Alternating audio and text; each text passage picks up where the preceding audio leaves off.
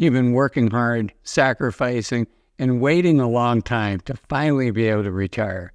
And you can see it on the horizon now. And I want that first year of retirement to be as successful and fun for you as possible. So in today's video, I'm going to share with you the 5 things you need to know about the first year of retirement. And the first one is, of course, at first it's going to feel like vacation, but that's not going to last forever. Now, I do encourage you to keep that vacation feeling going as long as you can. There is nothing wrong with you having that vacation feeling for 6 months or a year. It typically lasts 3 to 4 months, but if you make it last longer, that's even better. It's like when you first fall in love, right? It's that emotion, it's that joy that you feel, and it's just a relief and the stress off of your shoulders. You finally made it. You've saved enough money. You've gone through probably the stress of telling your boss that you're leaving and going through that transition. And now it's finally, after a lifetime, it's finally you time. And I want you to really enjoy that vacation feeling. Unfortunately, it's not going to last forever. We all know that. I've been a financial advisor now for over 20 years, so I've seen it happen hundreds of times, right? But we want to be prepared so when that vacation feeling starts to fade, we're still feeling strong, we're still excited about retirement, we're still living life to the fullest. And if you're married, this brings up point number 2, making sure that you and your spouse are on the same page, because your vision of what retirement looks like might be very different than your spouse's vision of that. I do have some highly ambitious clients that when they first retired, they kind of brought work mode into their married life and started to manage things around the home in a way that they didn't do when they were working. And I caution you against that, because that's a quick way, if you're lucky, to get your hand slapped as a wake-up call, and it could be worse than that. So get on the same page with your spouse. What does retirement look like to them, preferably 3, 4, 5 years before you retire? Have fun. Talk about what the dreams are, what you'd like to do. Do you want to stay in your current town? Do you want to move somewhere else? Get on the same page as much as you can. There's still going to be surprises that first year, but a lot of these surprises can be eliminated in the months and years leading up to retirement. So I encourage you to do that. Okay. The next thing is thinking through your identity. And what is your retirement identity going to be? If you've been working 20, 30, 40 years, a lot of your identity is tied into your job. And here in the United States, one of our most common questions when we meet new people is, hey, what do you do for a living, right? And so how are you going to answer that question? It doesn't have to be daunting. It doesn't have to be something that is a stumbling block for you. In fact, all you have to do is something as simple as saying, well, right now I just retired and I'm really enjoying focusing on my health and getting as healthy as I can. Or I really enjoy mountain bike riding in the summer and skiing in the winter. Or I'm involved in my not-for-profit, or I'm involved locally at the high school helping to coach the football team in the fall, whatever it is, right? Where the default is just to go to what we've done, what our work is, but it doesn't have to be work related. So, but think about your identity. There's a great book that will help with the identity, not just how are you going to answer the question, what do you do? Frankly, that's the simple answer. The bigger question is, what's your purpose in life?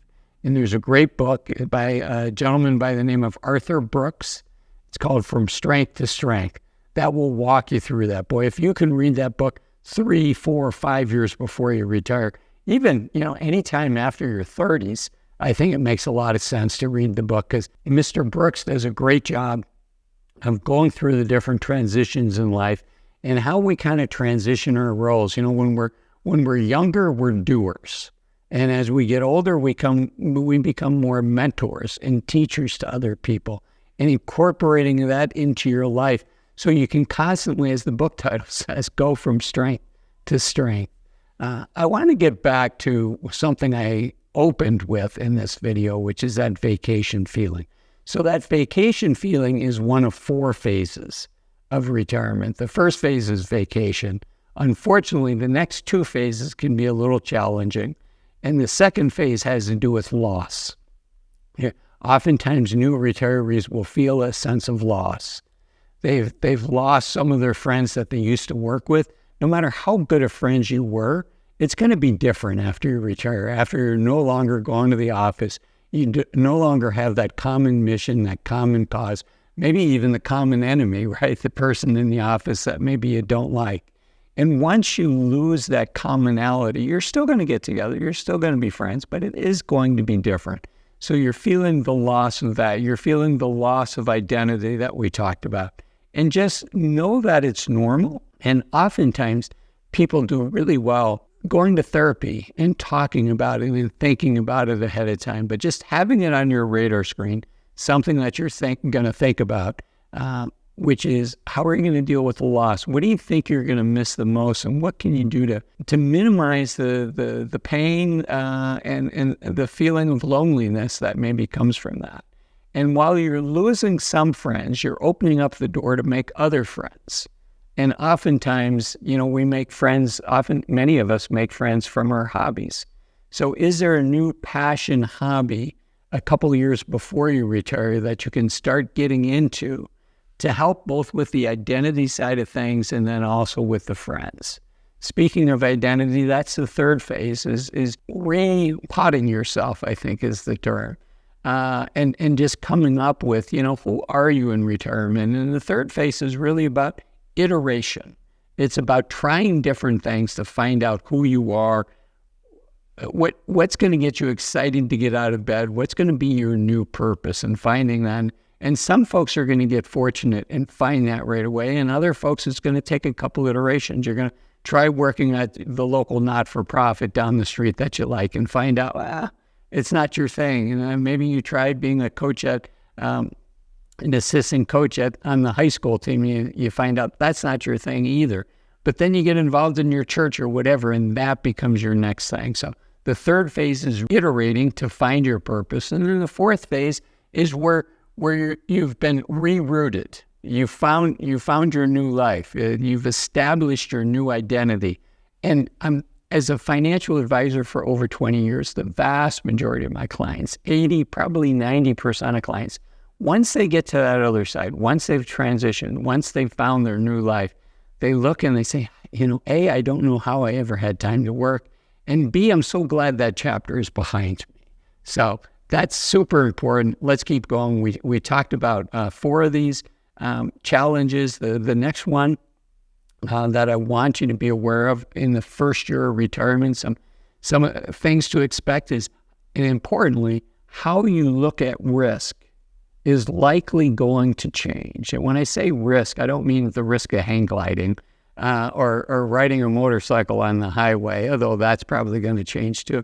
I mean how you look at risk in your investment portfolio. It is not uncommon for somebody that, it really was able to weather the storms in the past when they were working. The dot-com bubble didn't challenge them. Maybe Black Monday in 1987 wasn't a challenge. And the great financial crisis and COVID, they didn't blink. They were fine. That doesn't mean that's how you're going to react once you retire. And it's better to know this ahead of time, because this can be an enormously expensive mistake. If you get your asset allocation wrong and you have a portfolio that's going to feel too much of the volatility of the stock market, boy, you want to know how you're likely to react if the market drops 30 or 40% or more.